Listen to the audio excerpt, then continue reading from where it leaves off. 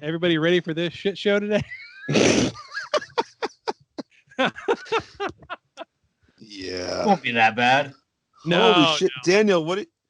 Did you get a Christmas shirt from Joe Exotic? What are you wearing, dude? Yeah, look at that. Look at that. It's my sparkle jacket. Wow. It's nice, man. It's I nice. like it. Yeah. Yeah. Ensign Liberace over here.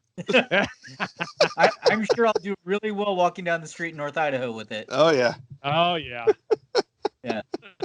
No problems at all. No. Why would there be? Right? You know, you make fashion choices for this show. Yeah. You know, I reached for the Starfleet Academy hoodie. Oh And yeah. I was like, nope, 3 shows in a row. Three in a row. That's not okay. You're gonna be like, is this guy homeless? Is it the only shirt he has? Space Force doesn't pay you enough for a second shirt. Nope. That's funny. Oh boy. I am, of course, wearing the same thing again. That's I think cool. This is 2 weeks in a row, but I don't give a shit. So It's cool. So we should mention the shirts in case we missed anybody. Yeah. Because people don't always watch this show like one right after the other. People skip around sometimes, and then all of a sudden we'll get like an email about a show that was like 4 months ago, and I'm like, what did he say? Yeah. So exactly. Yeah. So we recently got some shirts from nerdkungfu.com. They were really gracious to send us each a couple shirts. We might be doing more with them in the future. I got to let them know. But those shirts were really cool. I got a Nightwing and a Klingon logo shirt that I've worn to the gym a couple times.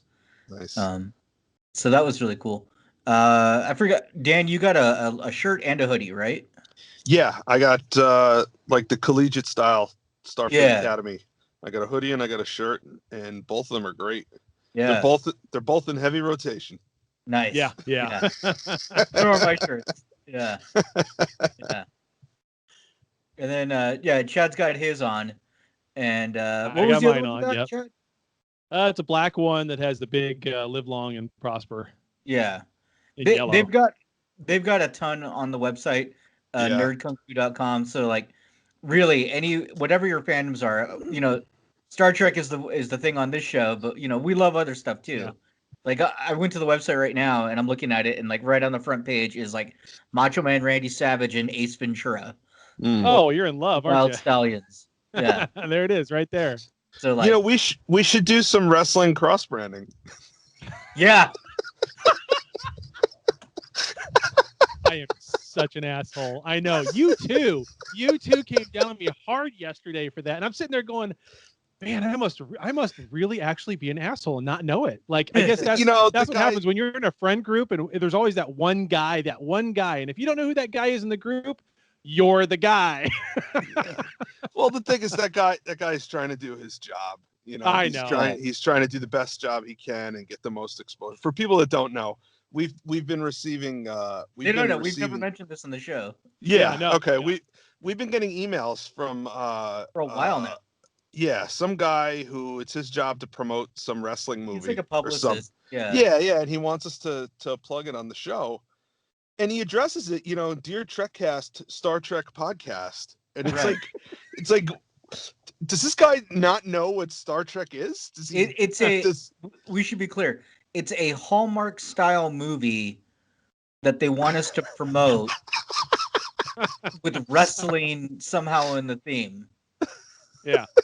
And I mean, that's great if that's what you're into, but like, and we're reading it and we're like, all right, so is he from the future? What's the what's the hook?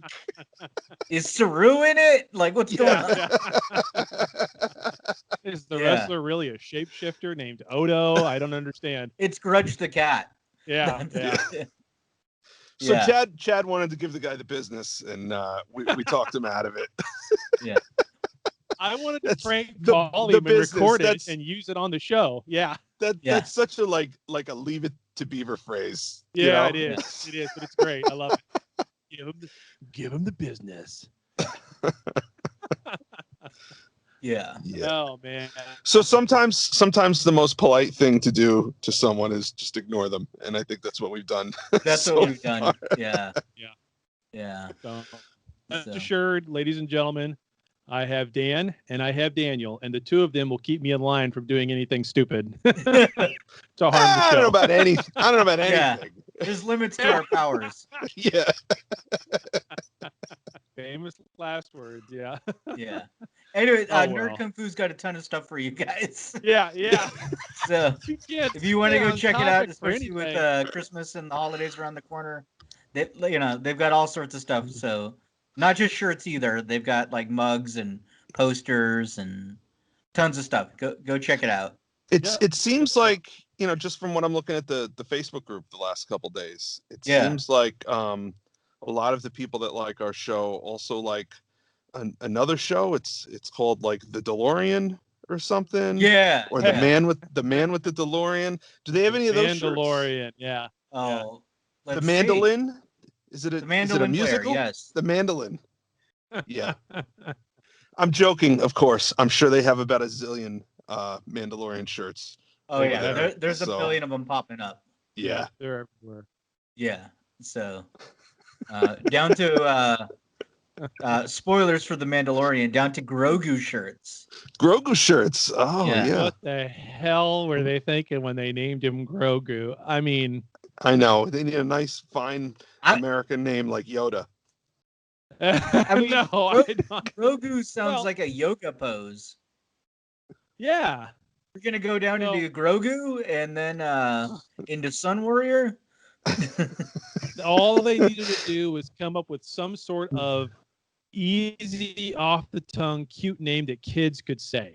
Didn't matter what adults could, Grogu might be easy, I guess, for little kids, and maybe it'll catch on.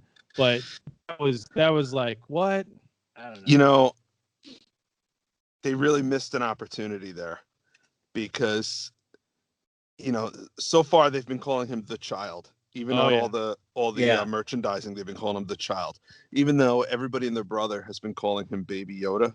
Yeah. Okay. And Ahsoka, is that her name? Ahsoka? Yeah, Ahsoka Tano. Ahsoka Tano. She mentioned having met another one of his kind, a Jedi. Okay, you know that she was referring to Yoda. Well, she says Yoda's name. Yeah. Does she say Yoda? She says Yoda's name. Okay. So they totally missed an opportunity for her to say, I've only met one other of his kind, Master Yoda. He's like a baby Yoda. Like they missed the opportunity to just kind of canonize that phrase. Apparently Yaddle gets no love. Yeah, there's also Yaddle. Yeah. I mean, he was in episode 1. I don't think he was in anything else. He didn't have any speaking parts. They didn't. I mean, it's Star Wars. I'm sure there's a 144-part comic book series chronicling his entire life and how he's actually responsible for destroying the Death Star. Right. Not what you saw on screen. Right. I'm sure. But yeah, so welcome to Mandalorian Cast. Yeah, whatever. Apparently everyone in their Facebook group likes that show more than Star Trek. So we're gonna have to have a serious talk about pivoting the show. Well, there's only Mandocast. episodes of the Mandalorian, and there's like 8 more episodes or whatever of Disco. So how many more Mando episodes? Like 3. You know what's crazy about the Mandalorian? I mean, there is, if you think about the big scheme of things, there's not a lot of live action Star Wars in existence. No. You've got three trilogies. So each movie is an average of 2 hours. So it's 2, 4, 6. All right. 6 hours per trilogy. 3 trilogies is 6, 12, 18. Then you've got Rogue One is 20. Then you've got Solo is 22. You have 2 Ewok movies, 24, 26. So it's about 26 hours of live action Star Wars. Yeah, that's true. There. And at the end of this season, it's going to be 16 hours of The Mandalorian. Yeah. So by the time season 3 rolls around, our primary source of live action Star Wars will be The Mandalorian. Yep. Yeah. Yeah, that's true. Well, by season 3. Yeah. That's what I said. Season 3. Yeah. Yeah. Whereas, Star Trek is hundreds of hours. Yeah. Easily. What? Something's on the tip of Chad's tongue. I could see it in his face. Well, like I read somewhere he's that got this goofy smile. Like, should I say it? I read somewhere that next episode of Discovery is going to be the 500th episode of Star Trek, combining all the series. They'll ruin it. Yeah. Yeah. Apparently. Yeah. Sorry. Yeah, I'm right there. So speaking of which, the thing that's on the tip of my tongue. Well, let's not keep these assholes waiting. Trekcast. Welcome to Trekcast, ladies and gentlemen, where we talk about Mando. Right? So sorry, man. I just get into. I didn't want to know, keep the assholes fine. waiting. I just dove right in. That's right. So that's okay. That's okay. How was your guys' Thanksgiving? Yeah. Quiet. I didn't have my wife and my youngest here all week long. They were down in Memphis, so it was really kind of weird. I ended up cooking a full Thanksgiving meal myself yesterday because they were going to make it home from Memphis by about 4, 5, somewhere in there. They ended up wind up getting here about 4:30. But I was ready. Everything was ready except for the ham. I didn't get a turkey for the dinner. I got a ham, a big one, and it was in the oven for 4, 5 hours. And thankfully, it was ready by about 5:30. So we ate around 5:36 after they got home. So that was my second Thanksgiving meal of the week. But it was quiet. It was really quiet. It felt like a long, quiet week. So yeah, I did a bunch of yard work. Yeah. Something's up with you, Chad. You're starting to stutter on the feed, and your video is not matching up with your audio. Yeah, and you guys kind of sound funny too, and I'm not sure what's going on. No, I'm going to use the cut point right there. I'm going to remember the old Transformers dun dun dun dun switch. Yeah, I'm going to use that. There you go. I edit the show. I know what I'm going to do. Yeah, there you go. Yeah. Except that this is Trekcast, and we say a bunch of shit we're going to do and then not do it. So yeah, we also cut through the bullshit, right? This is Trekcast. Right. All right, listen, we've been keeping these assholes waiting for like 25 minutes. So yeah. So Dan, you were going to tell us about your Thanksgiving. I ate turkey. Had some stuffing. The mashed potatoes were a little salty, but that's okay. I like them that way. There you go. Yeah. We watched the saddest Macy's Thanksgiving Day parade in history. I missed that, man. Yeah. No, you really didn't. You really didn't. Well, I don't like parades, so you didn't miss anything. Yeah. It was weird. Yeah. It was just weird. It was like, why did they do this? They should have shown last year's. They should have done like a best of. Yeah. That would have been good. Yeah. They should have taken, clip show. Because I mean the thing, done a clip show, but I mean the Macy's Thanksgiving Day parade's been around for like 150 years. You got 150 years of parades to, to pull content from. Yeah, that's true. It seemed like a waste of time. But yeah. Whatever. I was just with my dad and my brother, but the reason I wanted to bring this up is, in Starfleet, it's all about like learning about different cultures and everything. Mm-hmm. And I got to learn my new favorite Spanish curse word. And I wanted to share it with everybody so that everybody learns. This comes from our friends in El Salvador. It doesn't it translates in English, but it's not something we would think to say in English. And it's El hijo de la gran puta, which means son of the greatest bitch.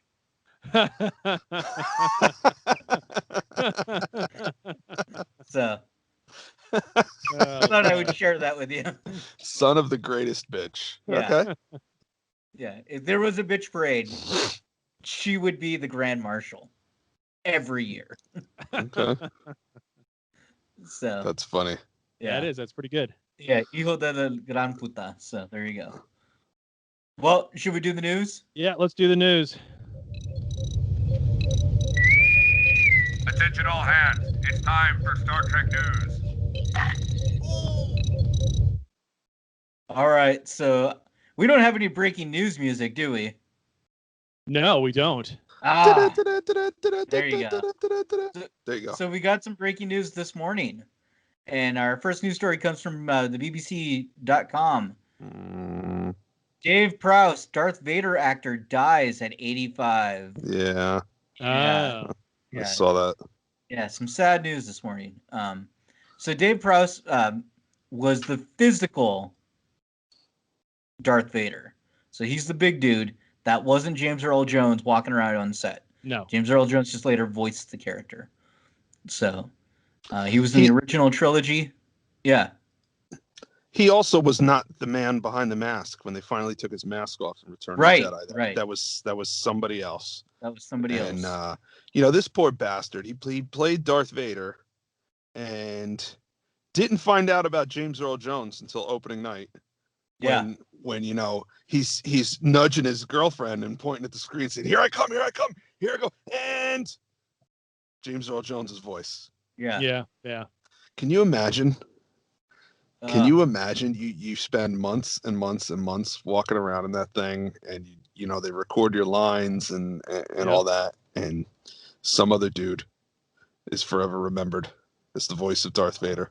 Yeah. And then in the final episode of the 3, you don't even get to show your face. Yeah.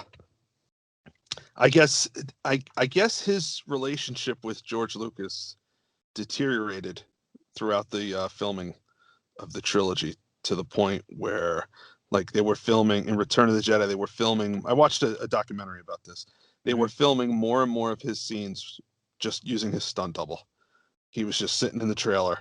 They were just trying to finish it up and be done with it. Mm-hmm. So, yeah. Well, we just can't get away from Star Wars today, can we? No. So, I mean, That's it's okay. sad. Yeah. Luke Skywalker himself, Mark Hamill, has already came out to say it was so sad news. Yeah.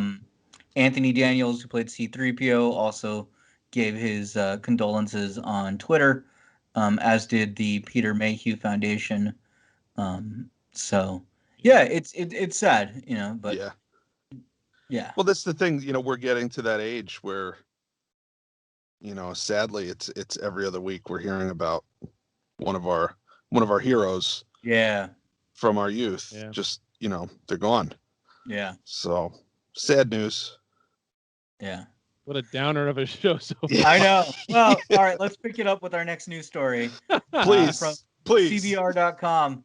And there's one Star Trek actor who wants to ask the age-old question, who would win in a fight, a Romulan or a Klingon, as Star Trek Picard actor is ready to fight Worf. So... Killing me, Smalls! Yeah, exactly. Exactly.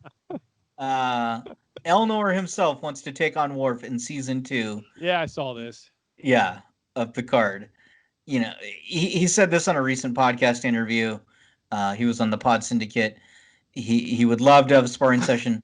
He says that Worf isn't a traditional Klingon, and neither is Elnor, a traditional Romulan. So it would be good for them to spar it up. Come on, I'll fight that old man. Come on, old man. Yeah. Come on, old man. Yeah. I know. This is, Well, it's strength versus Mike speed. Tyson Is what now. it would be. I mean, it would be strength versus speed. That's it. Yeah. So, I don't know.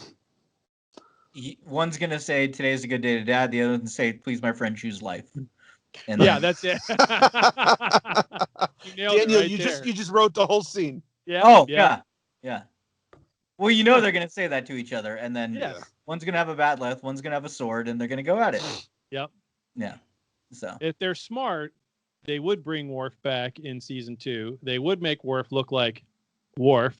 Right. And they would have that scene, and it starts with them saying that to one another, one with a sword, one with a bat'leth, but you don't see the actual fight. Later on, you see them Rocky drinking and Apollo Creed. Yeah, later on you see them drinking, and that's it. Yeah. And it's prune juice. Yeah, and it's prune juice. And Elnor's like, it is good. It is amazing. Good. Yeah. How do I not know about this? Yeah, exactly. Right, exactly. I'm thinking somehow Worf still has the cat, and he's like, "It is a good cat. It is a pretty cat." And Elnor's like, "I want to pet the cat," and Worf's like, "You have no honor. You cannot pet the cat. Yeah. Fight." Yeah.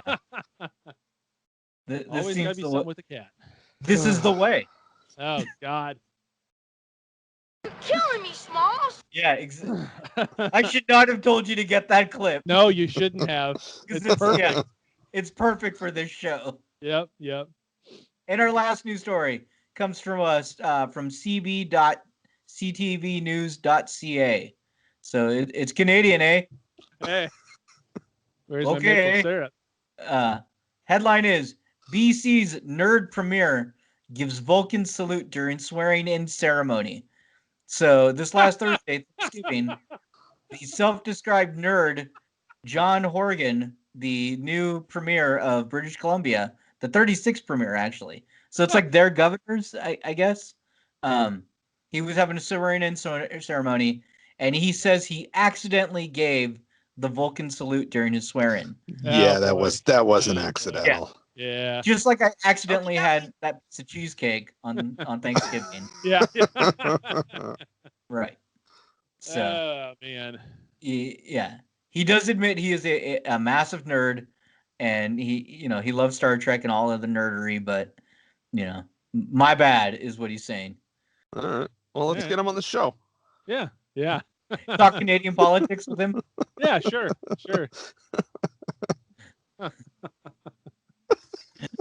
Why not? Ask him what a loony's all about. You got your toque on? Yeah. What's up with Brian Adams? Okay. All right. Are we through with the news? Small apology for Justin Bieber, though. Oh man. All right. That's it for news stories. That's it for news. We're moving back into the feedback. Hailing frequencies. Open.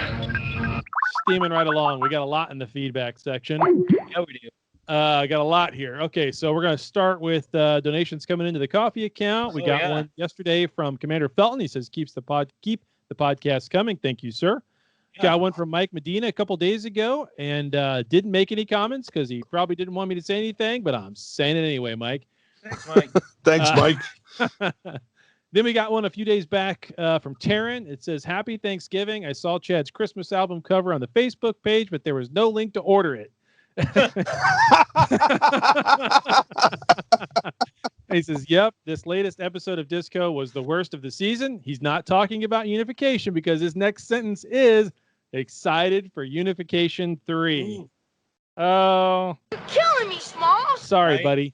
He says, where's the cat ears? You can always say you are cosplaying Grudge. Well, just for you, buddy. Yeah, we all.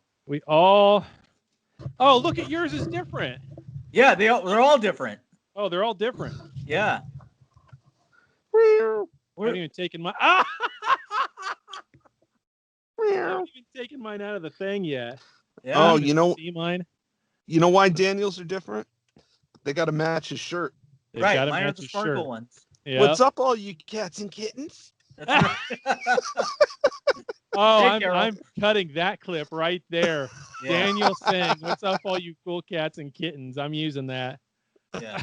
And then Chad, we got the Christmas one because you were by the fireplace last week. Yeah, it jingles when I shake my head. Yeah, perfect. Yeah. Perfect. Yeah, you can barely see him up there, I don't think, because I got too much hair, and then there's headphones and. It's hard because your diagnostic behind you is white, and so they kind of blend in. Yeah. See, mine are super sparkly, like my jacket. That's why I'm actually wearing the jacket because I knew I would. Yeah. Yeah, we could see your red pretty sparkles. Well. Yeah. No, I mean the blinking. I didn't know if that was showing up. Well, it's coming up good. All right, fine. Sorry. Yeah. No, it's jeez.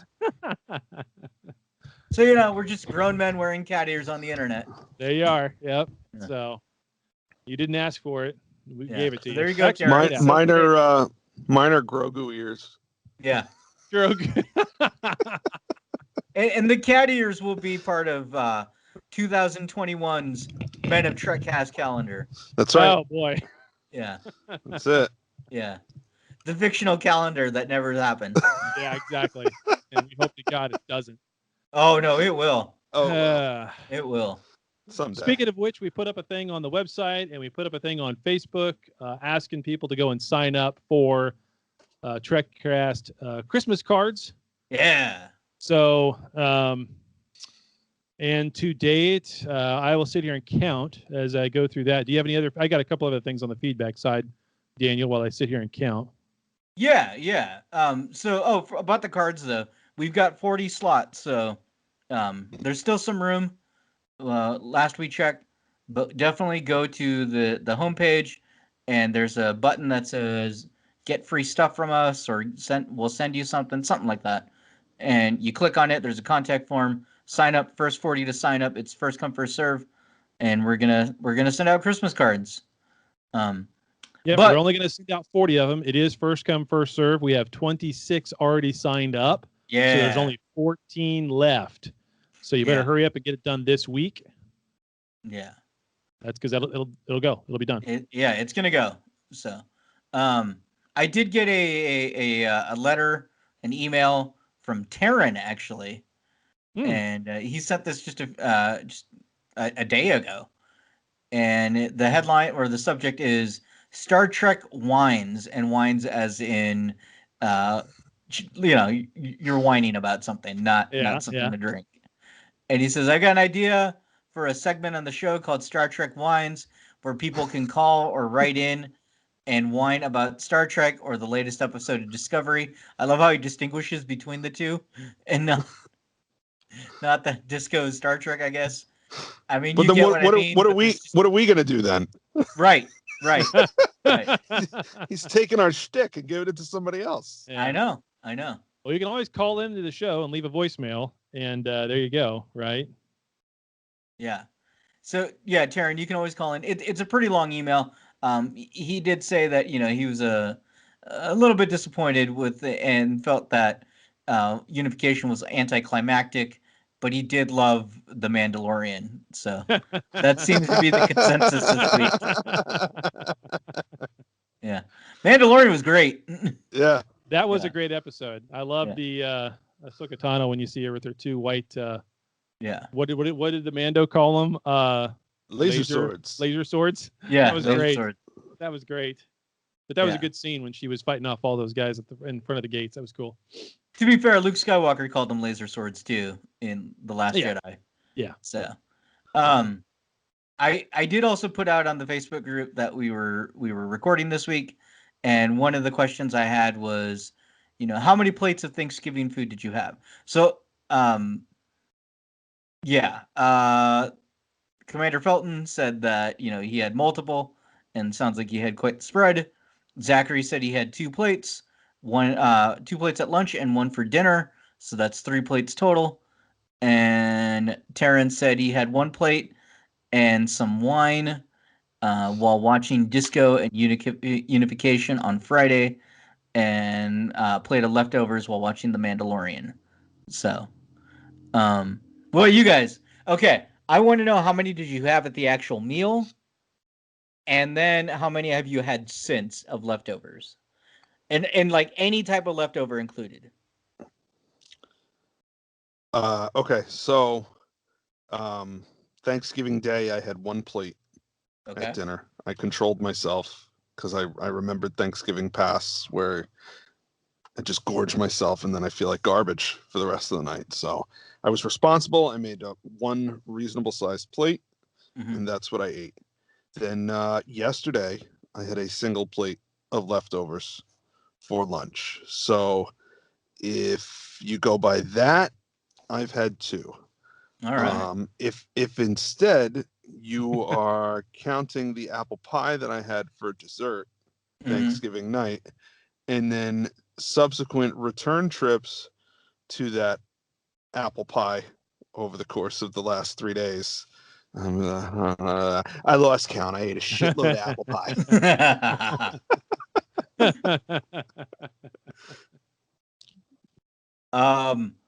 Well, so on Thanksgiving, I had finished a 4-day fast. So I just had 1 like medium plate because that's all I could handle. Yeah.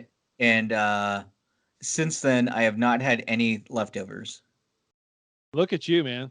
Yeah. Look at you. Well, because they're all at my dad's house. So. Yeah. Yeah. Yeah, I just had one that day at 2:00 because Mm-hmm. it was over at my sister's, and then last night's meal had one.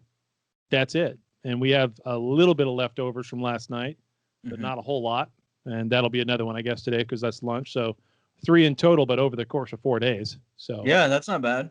With 2 slices of pumpkin pie in there at some point because I make a mean pumpkin pie. In fact, I've made 4 pumpkin pies this weekend in total, 2 for Thursday and 2 for yesterday. Yeah, I had like 1 slice of pumpkin pie, but it was like really small. Yeah. I love it. It's just I was so full. Yeah, I bet you were. After going that long without eating, I mean, that's kind of tough to go back and suddenly start eating again. Yeah. I had Klingon blood pie. Oh, nice. I did not. Fried gas station moon pie? Yeah. No. Yeah, that's actually a good idea. I should make the pumpkin pie with some dye in it to make it look red. There you go. There you go. Call that blood pie. Red velvet. Red velvet. Yeah, exactly. Same thing. Didn't the Klingon blood pie have like worms in it? Or am I thinking Gog? I don't know. I do not know. Don't know. Okay. The other bit of feedback that we've got is I don't know why I posted this, but I did. I posted just for fun. Which Star Trek characters do you think myself, Chad, and Dan are most like? These are the best. I read these this morning for the first time. I mean, oh my God. Yeah. So Jordan says that I'm most like Tuvix. Chad is like Worf because he's always wrong. And Dan is like Dr. Polanski because of his great bedside manner. Dan's an old woman. Oh no. Yeah. Juan says that you're like Shrek, that Dan is like Shrex. I'm like O'Brien and Chad is Wesley. Shut up, Chad. Yeah. Yeah, that's pretty apt actually from yesterday. Yeah. Scotty gave it pretty good because he gave reasons. So Chad is Tom Paris because he's a skilled navigator, likes to travel, and changed his name after college due to a disastrous training exercise. Dan is the doctor because he has a strong sense of duty. Is the only one that believed Tuvix should live, and believes that Chad Tom Paris is frequently wrong. And that I'm Chakotay because I might seize control at any time, rarely has been seen eating, and is far from the bones of his people. Yeah. Akuchamoye. Akuchamoye. Yeah. Yeah. Akuchamoye indeed. So God. There's other ones, but yeah, those I are like pretty good. the Daniel's Porthos because he's the goodest boy. Yes.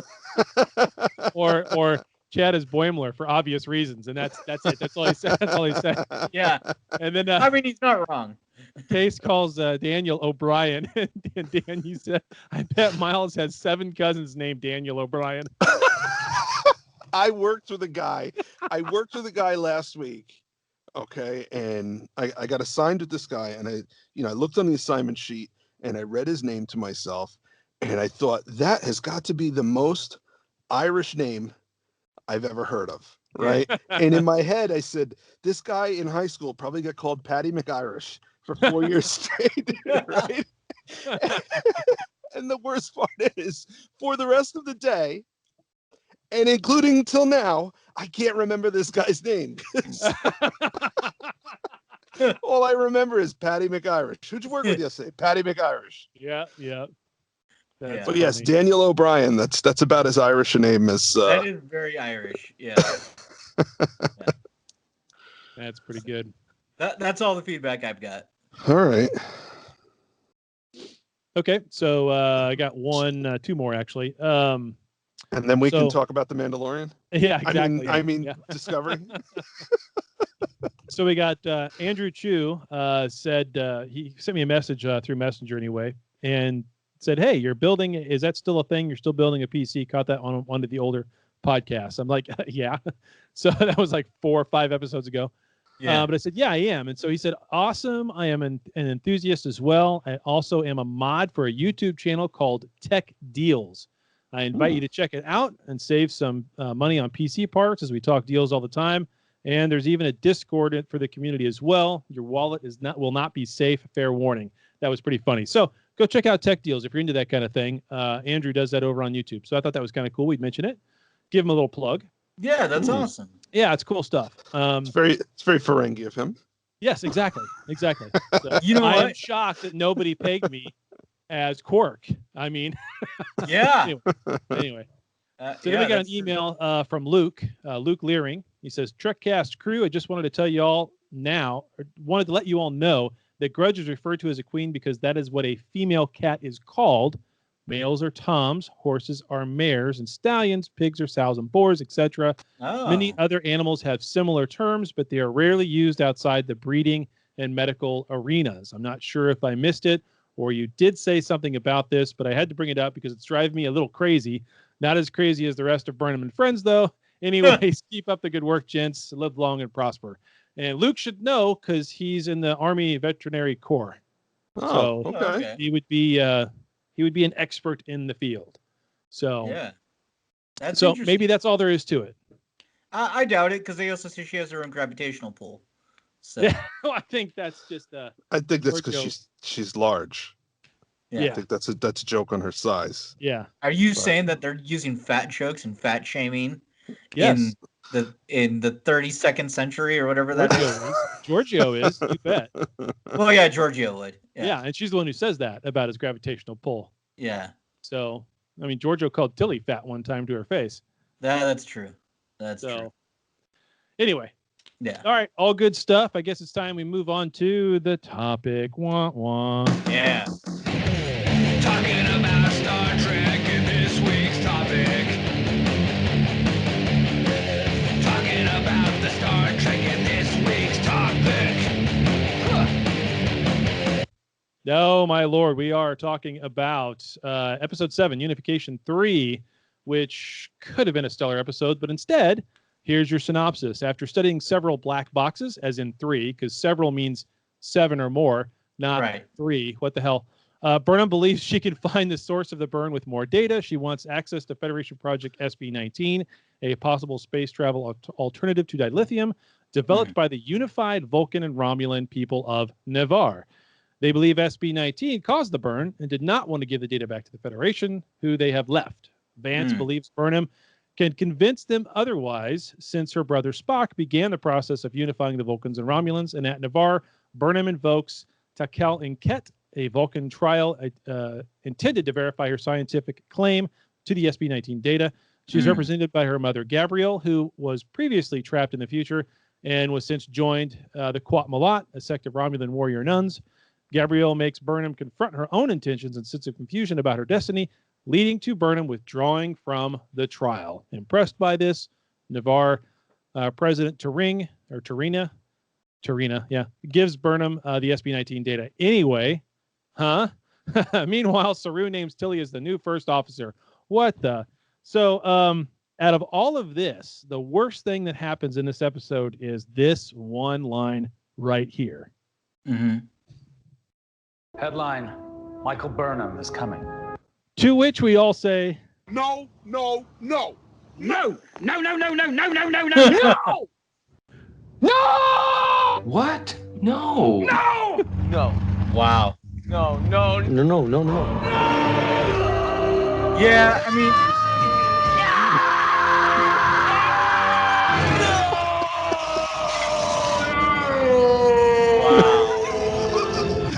that last no is Darth Vader himself screaming no. So we just can't get away from the wars today. yeah. So if you haven't watched the episode, by the way, I just gave the whole thing away. Sorry, spoiler alerts. I mean, Michael Burnham is coming, and it's not that was bad. Like that was the worst part of it.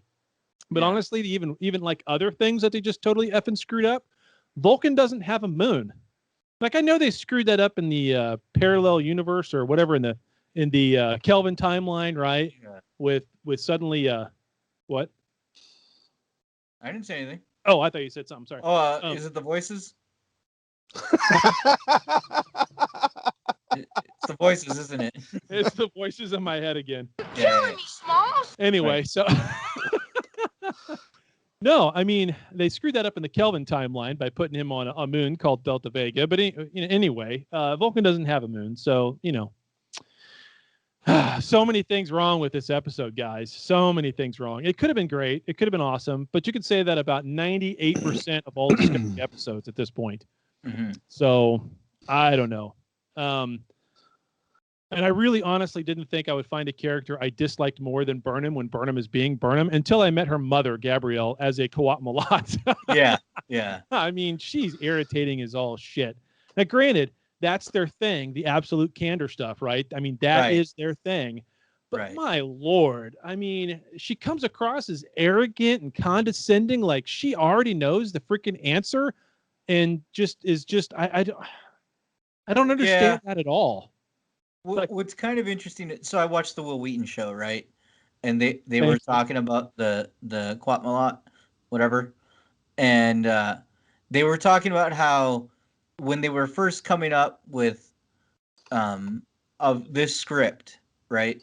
They were trying to figure out, well, what can we add? What can we put into the Romulan culture?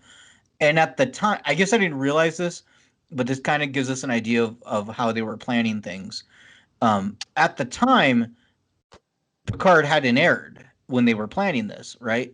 Yeah. So they didn't know about the Quatmalat, the writers for Discovery.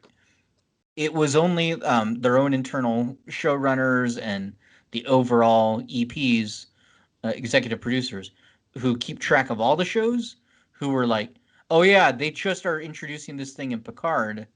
You guys can throw that in, and that'll help bridge the universe.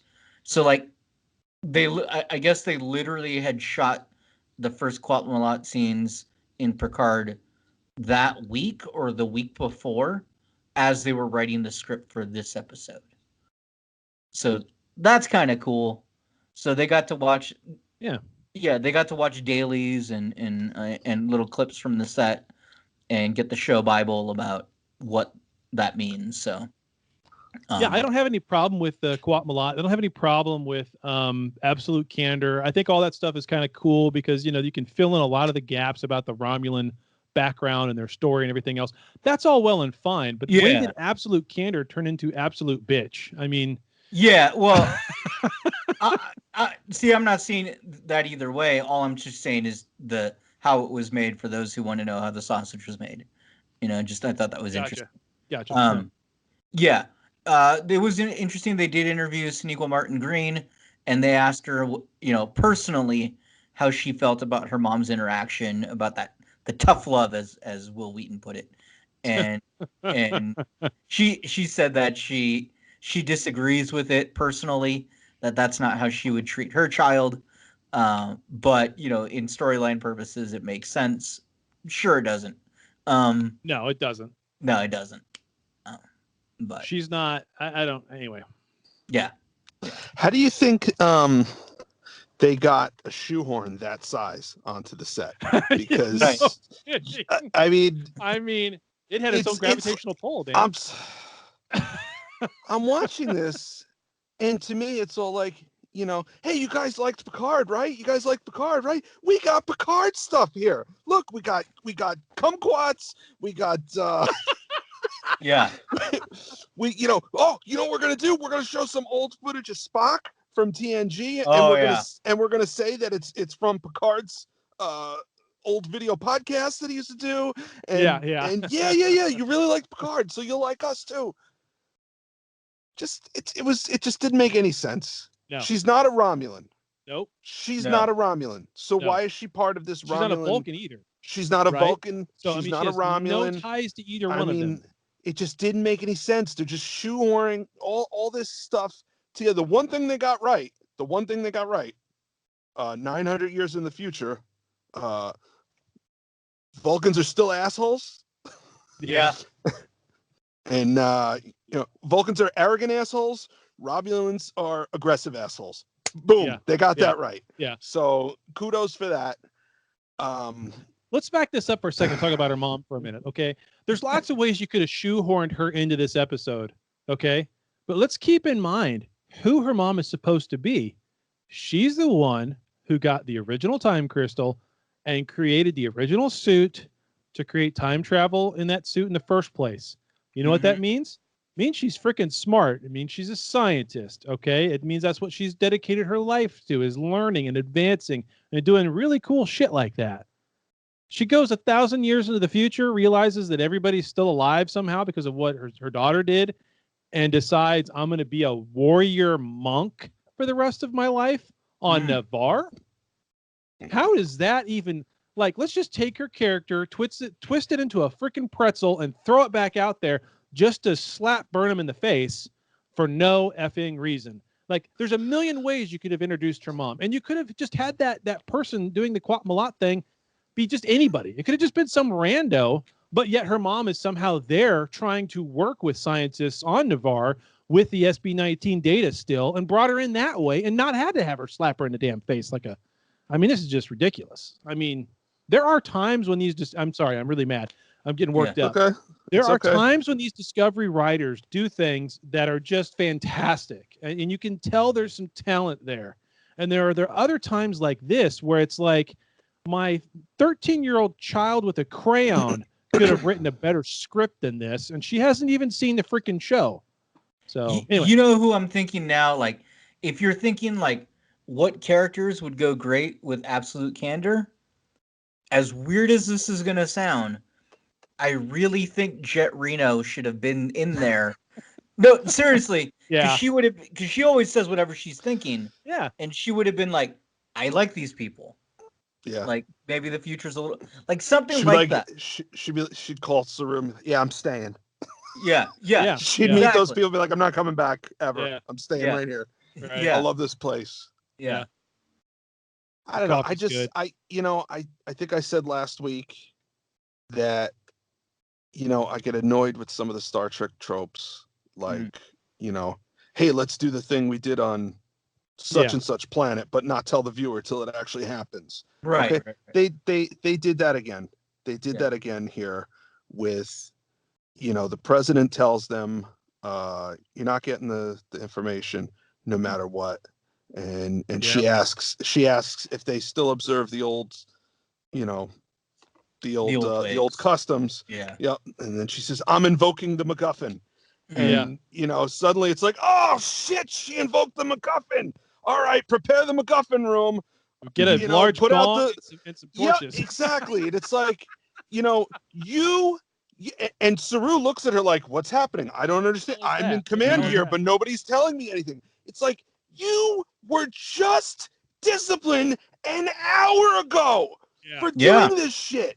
For flying off the handle, making decisions on your own, not involving the command structure. You were just demoted for this. Which is why if the Vulcans still, if they still observe these customs, she could have asked, like, do you still observe the old customs? We do. I'd like to request a recess. Yeah. And then go into the ready room and tell Saru, listen, there's this thing. I'm a graduate of the Vulcan Science Academy. I'm entitled to this. We can invoke this principle, and they have to have this hearing. I think we should do it. It's our only chance. Okay, that's what would have happened. Yep. On the Enterprise D. That is what would have happened, because I look at Saru, and I think the reason he is my favorite character on this show is he is the most like Jean-Luc Picard. Yeah. Okay. He is tough when he needs to be tough. He is reserved when he needs to be reserved.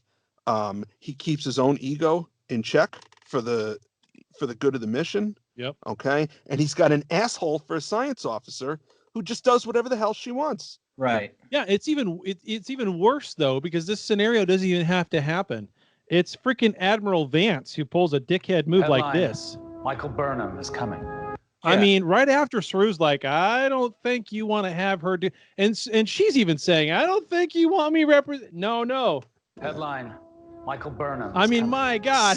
Stop playing it, please. Yeah.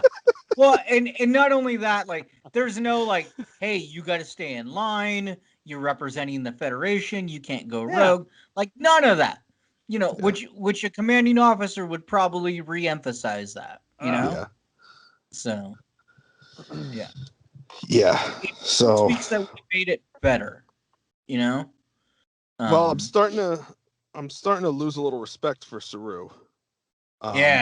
He's he keeps letting her walk all over him like that, and I got a little excited last week when he stood up for himself and said, I'm removing you from from command. First You're not the first officer anymore.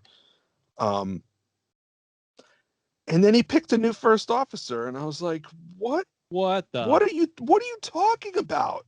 Yeah. No, okay, so I hate that as much as you do. I think there's a reason for it, and it's pretty shrewd, but it makes it's not right. It's not right at all, but it's pretty shrewd, okay? And so that is... Go ahead, explain your reasoning. Yeah, let's hear this. He has been burned because I need to hear this. Yeah. He's been burned by Burnham so many freaking times, and he's let her burn him over and over and over again. He is now picking a first officer who he knows will stay in line and do what she is told because she doesn't have the confidence to do otherwise. Well, then he's an idiot. You're picking, he is an idiot. That's the only reason to pick Tilly, is to try to keep her in line. At least as someone who will follow fucking orders. But it's stupid because she's still a freaking ensign, for God's sake. She has she no even says experience. that. Is it because I'm qualified or compliant? She does say that. Yeah. That's why I'm saying that, because you're compliant, Tilly. Yeah. But it doesn't make He's sense. into that. It doesn't make any sense at all. She's never commanded anyone. Nope. And now overnight she's going to command everyone. She's never commanded anyone, and well, that's ridiculous too. Yeah. Because 2 weeks ago you had you had Detmer and what's his name? The mushroom guy. Stamets. God. Thank you. You had Stamets and Detmer coming to blows practically. Yeah. Over whose job is more important on the ship. And now both of them are like, say yes. Right? It's like, what are we talking about here? This is madness. Yeah, this is madness. Telling her to say yes to the dress. Yeah, say yes to the dress. You got people on that ship. You have people on that ship who are graduates of Starfleet Academy. Yep, okay, right. Legitimately completed the command training course or whatever. They literally told us a few episodes they're all overachievers. So you don't think they're all like pissed that they got superseded? Well, that and it's like you got people who are like, I'm 900 years in the future. I'm 900 years behind everyone else in Starfleet. This ship right here is my only chance to rise through the ranks. Yeah. And they make her first officer. And this also highlights this continuing trope that they've had for years and years and years, probably all the way back to TNG. The worst admirals of any organization ever to be found in Starfleet. And Vance is one of them. Both because of this comment. Michael Burnham. Right. You're killing me, and he doesn't put someone under his command on the ship as first officer. We talked about this last week, and we said, they'll probably fucking pick Tilly. And they did, which was stupid, right? The smart thing to do for Admiral Vance and the smart thing to do from the writer's position was to put a new character on the bridge as first officer. It would change the dynamic of the bridge. It would keep things back in line and succinct. It wouldn't promote a freaking ensign to the God. Well, it would be very. You don't even have to do a new character. You can do one of the the side characters that we've seen for a while now. Yeah. Like the blonde who was Ariel. Her or the Asian Ariel. guy or the black guy. Like any one of them. Yeah. I honestly more about their character and I honestly thought it was going to be the Admiral's security liaison. Oh, that would have been good. Okay. And it should have been her. Yeah. And I'm hoping it might still be her. For all we know, Tilly's going to fuck up and the Admiral's going to be like, no, absolutely not. This is what are you thinking? Yeah. Okay. But what that could have done is, do you remember on Enterprise, there was always this slight sense. Well, in the earlier seasons, there was this sense of mistrust of Paul. what's her name, to Paul. Okay, because she's the first officer. We all answer to her. She only answers to the captain. Yeah. The captain answers to Starfleet, but she also answers to the Vulcan High Command. Yeah. Okay. So where Reed and Malcolm wanted to go, or Malcolm and all them wanted to go around. Trip wanted to go around her. Yeah. Yeah. So I mean, they could have reintroduced some of that dynamic in that. Saru's the captain. She's the first officer, but she's on the phone with Vance every night saying, all right, this is what he did. This is what I did. He overruled me, blah, blah, blah, blah, blah. And they wouldn't trust her. And you would have had some intrigue. Yeah. Because I hate to say it, there's no intrigue in this season anymore. I mean, the burn is going to turn out to be what the burn is, but whatever. But we get a lot of pep talks. Yep. We get a lot of pep talks. We get the pep talks and we get the feels. Yeah. It's like The Flash. Oh God, that's all that show turned into. I couldn't watch it anymore. Yeah, same. Yeah, I mean, it's rough. This is not the way. No, this is not the way. This is not the way. This is not the way. Yeah. I feel like reciting his name is Robert Paulson. His name is Robert Paulson. The only thing I will say is, what's going to be really tough is like 3 or 4 years from now, when they've got multiple, like they've already got multiple shows constantly in development and changing canon and making their tweaks here and there. Yeah. So ultimately they're going to write stuff that doesn't quite like match up with stuff they did before, kind of like Calypso not having Discovery as the A, or the detachable nacelles, or the holes in the wings. Or that's explainable though. Yeah, well, they're gonna box themselves into some corners pretty soon. Yeah. So, oh well. Yeah. I mean, no. Yeah. 2 bad episodes in a row. I mean, any season of Trek, of any series, you can sit and pick out 2 in a row. There's some duds. There are some duds. But they're duds from the standpoint of they either weren't exciting or they were just silly and stupid. These like the 2 Moran episode in DS9. Yeah. So these 2 are duds because they're just fucking it up. I mean, that's, you know what I mean? I mean, you can look at the Alan Moran episode and be like, okay, that doesn't really ruin anything. It doesn't, it doesn't hurt overall what they're doing, but it hurt. Yeah. Okay. So where on our scale does this one land? I think I know. Like... God. Yeah. On our scale of either, oh man, everything moved around. What's the deal? Oh yeah. On a scale of either this. Excellent. Or hated it. Hated it. Where is it? Where is it? It's hated it. Yeah. Yeah. That's what it said. Yeah. Yep. We got to see Spock. There were a couple of short moments. Yeah. Yeah. Seeing Spock, I'm like, oh yeah, this is what I love about Star Trek. And I know it was a dumb Easter egg, but from the archives, the personal archives of Admiral Jean-Luc Picard, just hearing his name. Yep. Yeah. But that wasn't enough to save the episode. No. Yeah. No. We don't really get much from any of the secondary characters, either on the bridge or Stamets or no Reno again. I mean, she's just kind of a running joke at this point. Is when they're going to throw her in there because they need a running joke. That's all she's going to be used for, which is kind of a shame. All right, here's what we need to start doing, just so our show doesn't turn into bitch fest. Bitch fest. Yeah. We'll go around the room. We'll start with Chad, Daniel, and then I'll say something. Say something nice about this episode, Chad. Oh man, you're putting me on. Ooh. And seriously, when we have a show where we're like, oh God, I hated this. Say something nice. Say something nice about it. Yeah, I mean, there's good things about it. Obviously, there's always. I mean, it's new, right? So there's that. Something good about this episode.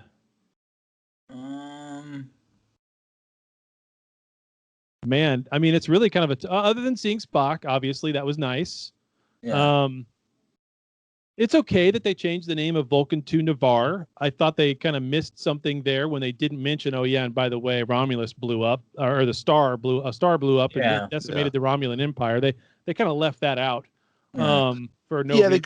I think they should have told us what Navarre means in Vulcan. Yeah. They should have given that it a meaning nice. like Navarre is Vulcan for unity or something Yeah, like that. Something. Or the ne is from Vulcan, a word, and the var is from a Romulan word, and there you go. Yeah. They did one of the nice things they did though is they did change their badges. If you notice that it's not the Vulcan emblem anymore. It's not the Romulan Star Empire emblem anymore. It's kind of a twist of the two. So they did a nice job with the detail of their badges. I did like that because that kind of continues that trend, right? So of unification between the two of them. That's fine.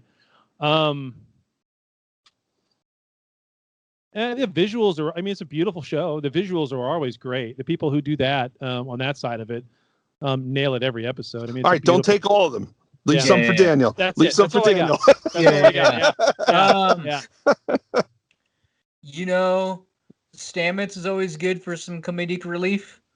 And when he was like, it's going to be weird taking orders from you, and like how snarky he was, that was kind of funny. Yeah. I also like that I was able to make another silly video based off of a scene from this. Yeah, that's good. Do it, guy. Just in the middle of the say yes. So that was fun for me. And like that popped in my head the minute I watched that thing. So should superimpose a wedding dress on her. Yeah, I should have. Okay. So your turn, Dan. I know I said I lost a little respect for him this episode, but my positive is still going to be Saru, because for the most part I feel like he is everything that Michael isn't.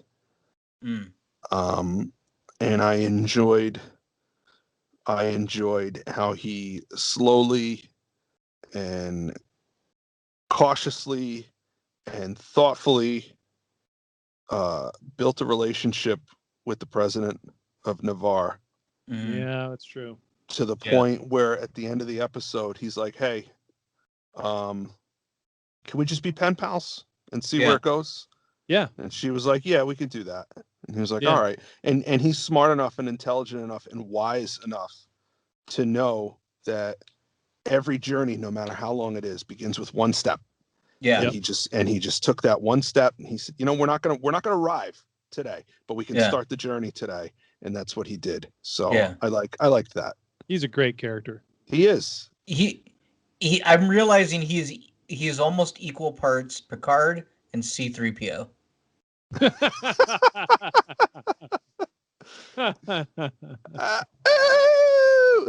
No, but he's a protocol droid for diplomacy. Yeah.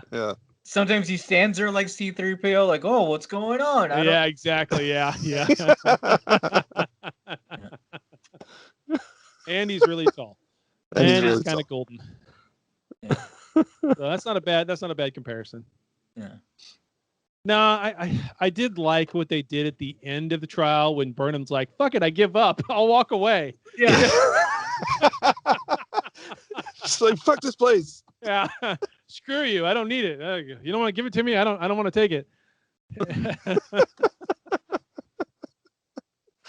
So she goes from I don't want to be here anymore. I'm picturing her like remember when you're kids and you're playing kickball, you're playing baseball or something, and I was out, or I was safe. No, you're out. And, everybody's arguing, right? And the whole I'm taking my ball and going home. Yeah. I'm taking my ball and going home. Well, it's my ball. Oh yeah? Well, I'm just gonna huck it into the woods then. Yeah. Killing me, Smalls. Yeah. So I mean, that was Michael. She's just like, I'm out. I don't need this shit. I'm out of here. She's going back and forth between, do I stay or do I go now? You know what I mean? I mean, it's like, if I stay, there will be trouble. No shit, Mikey. But I think it's GTFO time. It's what? GTFO time. Get the F out. Yeah. Well, it looks like she's going to anyway, right? I mean, she keeps, no, I should stay here with the crew and yada, yada, yada. And then the next episode, we got a little trailer for the next episode. which looked kind of interesting. You got Detmer piloting Bookie McBookface's ship while he's got the glowy forehead. I will say this, going back to your first part. Every time I've been in a relationship where the girl's like, I don't know if we should be together or not. Yeah, you know what? It always ends. Yeah. So... Oh, man. Yeah. So, okay. Next episode is called The Sanctuary. It's directed by Jonathan Frakes. So hope to God they do something smart with it. I mean, come on, John. He's wearing Hawaiian shirts on set again? Well, that's what that's all he wears. Frakes. It's all he has to wear. That's it. Yeah. So. Yeah. Grandpa don't care. It's great. No. So next week is looking a like a Colombian drug lord on set. It's great. Yeah, and then the week after that, we get a two-parter called Terra Firma. It's episode 9 and 10. They're broken up over December 10th and December 17th release dates. The director still has yet to be announced, which is weird because obviously the film is done, or the show is done. Yeah. Same thing with the one after that, The Citadel. Its director has not been announced yet either. Oh, yeah, it's Pauly Shore. Yeah, Pauly Shore is going to direct Terra Firma. Yeah. Nice. Yeah. But same teleplay and writers for those two Terra Firma episodes, so that'll be interesting. However, they're going to do some sort of cliffhanger, whatever, between the two. Whatever. So yeah, whatever. I'm sure there'll be some pep talks in between. Yep. Yeah. So at this point, they're going to Burnham's going to discover what the burn is. She's going to know how to correct it. Right. There's a gel you can use if you ask your doctor for that burn. Yeah. So she's going to come up with the proper ointment. It's going to soothe the Federation and spicy out on that. Yeah. Akumba. So. So the last episode of the season is January 7th, 2021. Okay, there you go. And after that, as of now, we don't know when any more Trek comes out. Yeah. So they already started season 3 filming, but they have not started season 4 filming for Discovery, but they have not started filming Picard yet. No, they're going to start like around January, I think it is. That's what Elnor said. Yep. Yeah. Do you think we get any short treks? They haven't said, but they got to have something to bridge a gap somewhere. And I kind of have a feeling that we'll see Boimler and crew in their episode 2 before we see either Discovery or Picard, and especially Strange New Worlds. I think that's a stretch to say we see that series in 21, more likely 22, because they haven't started filming on that. They haven't even finished writing. I want to say I think they're filming that in March. I want to say. Yeah. I could be wrong on that, but I think it's something like that. Yeah, I think you're right. Actually, yeah, I do recall hearing that they were going to start that sometime late spring. Yeah, they're probably writing scripts right now, but that's about it. And then if you follow Anson Mount on Instagram or Facebook, he's doing a lot of home projects lately. Yeah, so, he's not busy. No, he's not. No. Yeah. So that'll be interesting. I don't know. We'll see if we got any kind of a gap next year or not. I'm willing to bet we do, but they'll be short lived. They'll either be filled in by short treks, or we'll get Lower Decks, because they when they were making season 1, they were already making season 2 right behind it. They never stopped. They never stopped. Well, because it's something they can do from home. Correct. So. Well, and when they ordered it up, they said we're going to do 2 seasons right from the get-go as well. Yeah. So, I bet we'll have. My guess is we won't have anything else in January. If we have any short treks, we'll see those in February, and then by March we'll see Lower Decks season 2, and then maybe they'll string that out a little bit, maybe a couple of more of the short treks, and then we'll start possibly see Discovery by October of next year. Yeah, and they could always do like what The Walking Dead used to do, where like they split up the season. Yep. So you see like half the season at this point and half the season at that. Yeah. You know, they might do something like that, which actually wouldn't be too bad. Like half of Disco and then go into Picard, and then the other half the other way. Like, right. Yeah. So. Yeah. And hopefully in 2021 we have a return to normalcy. So. Yeah. And we get the actual Vegas trip and all that stuff. So. Well, I hope so. Yeah. We've Well, been, apparently- we've been trying to Us do this for different years. shows. I know we have. We've been trying to do it for way too long. Way too long. Well, I've got the jacket now for Vegas. Nice. Yeah, the one you This. got on. Yeah. Yeah. I'll just look normal. All right, so that's everything we need to talk about as far as this week's episode of Discovery. We all I have said what spoken. we liked, what we didn't like, all that kind of stuff. So, do we want to talk about The Mandalorian for a moment? Is there anything you guys want to talk about on I feel that? like we've already have throughout. Yeah, this we did. It was a great episode. I enjoyed it. Yeah. I don't know if they're going to use her anymore this season. Doesn't seem like it. Seems like he's just going to. Of course, he's got a tracker on his ship. I mean, that felt like a backdoor pilot for an Ahsoka Tano show. Did it? Yeah. She straight up is like, go look for this other dude. Like, yeah. I'll be honest. I didn't watch Clone Wars. I haven't watched any of the animated stuff. Me either. Yeah, but I have to ask myself, The Mandalorian takes place post Return of the Jedi. Yes. Mm-hmm. Right? And here she is. So.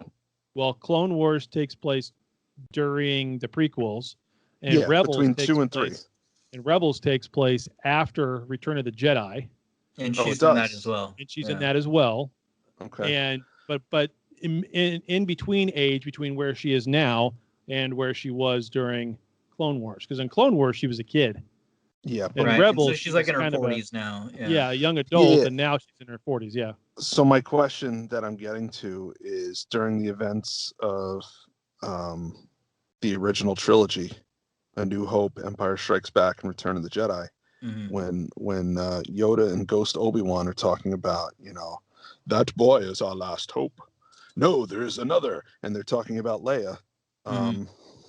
Where was this lady? Well, they don't know how many. Yeah, exactly. They don't know how many Jedi are still left. They assume they're all dead and gone. I mean, she even says that the child was actually at the temple. At the temple when they all got slaughtered, and somehow he escaped. Right. So, I think you could still have that be an okay thing, because what they're referring to is young, able to train, and strong enough in the Force to be able to handle it. Yeah. You can always say that. So. Mm. And at the time, it was all about the Skywalker family, and so there's two of them. So. And they were trying to make a dyad, which is, of course, what Rey and Dipshit Face became. Emu, I just mean, like, she's Emu sitting. Darth Vader. She's just, sitting at home watching CNN, watching the galaxy burn, and Yeah. just do nothing.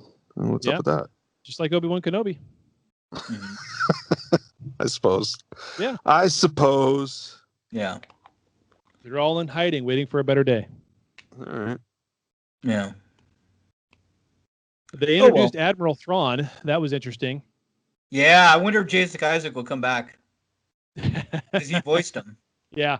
I don't know why they would introduce him, though, when he's clearly not there during the Final Order. Dumbest name ever. Yeah.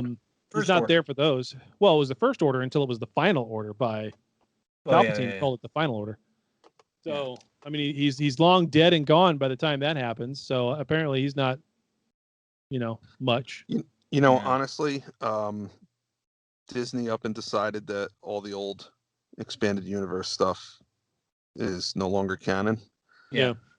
So, I mean, they could do the same thing with the most recent trilogy. Yeah. Yeah. I think there's people who would not mind that. Yeah. No, but they won't. Yeah. They won't. I know. They just built a bazillion-dollar theme park around the sequel trilogy. Yeah. So you got to get that money. How long till we're remaking the original trilogy with new actors and new? What are we? Another 20 years away from that? Less than that? I don't think they'll do that. Oh, I guarantee they will. No, I don't think they'll do that. And the reason I don't think they'll do that is they've done a pretty good job of keeping the technology and everything looking different enough that it doesn't look super dated.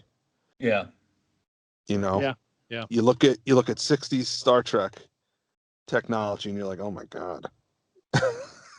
Yeah. But you look at 70s Star Wars technology, and it looks the same as the movies they made at the end of the 90s and the aughts and the teens, and so well, it's the way they presented the technology, where it's advanced, but at the same time, it's almost steampunk from the nature of it's advanced, but it looks like junk. Yes. So that they can get away with that, which is one thing they tried to do in Scavengers last week in the previous Discovery episode, and did pretty well with how Giorgio puts together something out of scrap. But yeah, that's always been a problem for Trek, because they try to make the technology not only look advanced, but they tried to make it look smooth and clean and neat and orderly and all of those things. So the same thing would have happened with Wars if on the Empire's ships they had made holographic projectors and they had done all this other, they'd done all that other stuff, but they didn't. Instead, they just made it a flat, shiny surface with junk coming out of the walls. in odd spaces that had no meaning.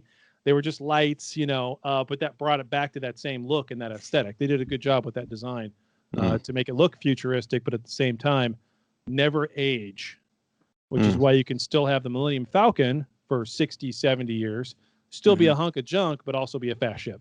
So. Yeah. Okay. All right, I think we're done, guys. We're done. Yeah. All right. Cool. Can I take these off? Yeah, you can take them off now. Yeah. I'm gonna give mine to my kids or something. Yeah. All right. So you know where to find us. Yeah, you know where to find us. Obviously, you can get to the Facebook group Trekcast. You can find us online at trekcast.com. You can also email us at trekcasttng@gmail.com. Chad is wrong at gmail.com. And of course, the awesome Instagram feed that Daniel curates, TrekcastTNG on the Instagrams. And I've got the little Twitter over at TrekcastTNG on Twitter. So lots of ways for you to get a hold of us. You can always call in and leave a voicemail for us to play on the show, 816-287-0448. If you didn't write that down, it's on our website as well. You can go there. All of those ways to get a hold of us have links on the website for the show. And that is it, ladies and gentlemen. With that said, dismissed. That's a Starfleet expression for get up. Well, there you have it, another episode in the can. Check us out at Trekcast.com. Also, if you would, please subscribe to us via iTunes. Leave those reviews, subscribe to us, we'll get some numbers, get up the list, get more listeners, do more shows, have more fun. But for now, we're all done. So live long and prosper, and we'll see you next week.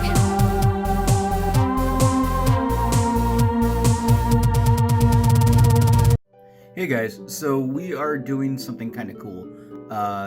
Chad and Dan and myself have decided that we want to send some of you guys Christmas cards. So what we are doing is we've got 40 slots, and if you would like to be on our Christmas card list, go to trekcast.com, click on We Ship You Something, and fill out the contact form. The first 40 people to fill it out will get a Christmas card from Trekcast. So hurry up, sign up. It's completely free. We just want to do this for you guys. It's been a rough year for all of us, and we just want to do something nice. So Merry Christmas, Happy Holidays, Happy Thanksgiving, Happy Kwanzaa, Happy Life Day, all the things. Pendor Joy, Shalom. Merry Christmas.